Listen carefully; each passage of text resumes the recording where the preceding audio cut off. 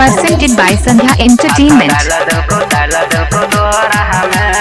घर से बाहर आ गेले गे छौरी, घर से बाहर आ गेले गे छौरी, घर से बाहर आ गेले गे छौरी मिले लगे हमें। एगे घर से बाहर आ गेले गे छौरी मिले लगे हमें। गे बरातिया पटक पटक लेलको हाथ डाल दिलको तोरा में।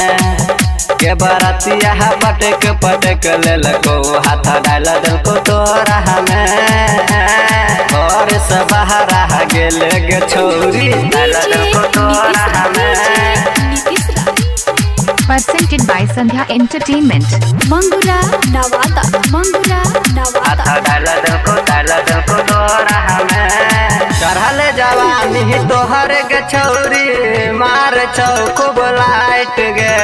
रसगर भरल तोहर जवानी जवाना दूनु टाइट गे, जवाना दूनु टाइट गे। गे चढ़ल जवानी तोहर गे छौरी मार खूब लाइट गे।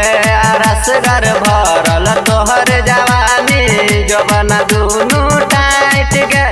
चूसे खातिर सब तरसै छौ, चूसे खातिर सब तरसै छौ, चूसे खातिर सब तरसै छौ रहै छौ फेरा में।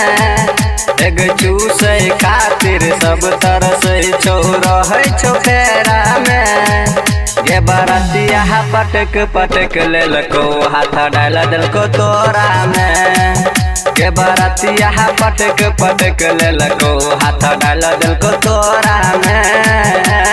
घर से बाहर आ गेले गे छौरी डाल दिलको तोरा में।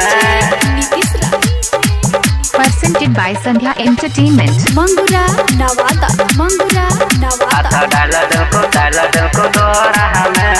लच लच लच को तोहर कमरिया लाग छौ स्प्रिंग सेट गे। बोला न गे छौरी कहिया देवे कि तोहर अब रेट गे, कि तोहर अब रेट गे। लच लच लच को तोहर कमरिया लाग छौ स्प्रिंग सेट गे। बोला न गे छौरी कहिया देवे कि तोहर अब रेट गे। राइटर टेंगारी पप्पू परदेसी, राइटर टेंगारी पप्पू परदेसी, राइटर टेंगारी पप्पू परदेसी रहै हो डेरा में। एगे राइटर टेंगारी पप्पू परदेसी रहै हो डेरा में। गे बरातिया पटक पटक लेलको हाथ डाल दिलको तोरा में।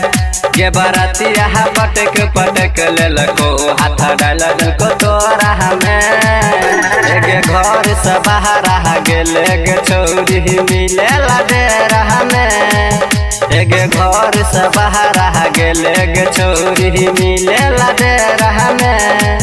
गे बरातिया पटक पटक लेलको हाथ डाल दिलको तोरा में।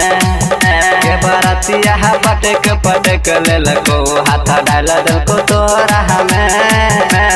घर से बाहर आ गेले गे छौरी। यदि आप चाहते हैं संध्या एंटरटेनमेंट के सभी ऑडियो वीडियो देखें तो चैनल को सब्सक्राइब जरूर करें और बेल आइकन को दबाना ना भूलें।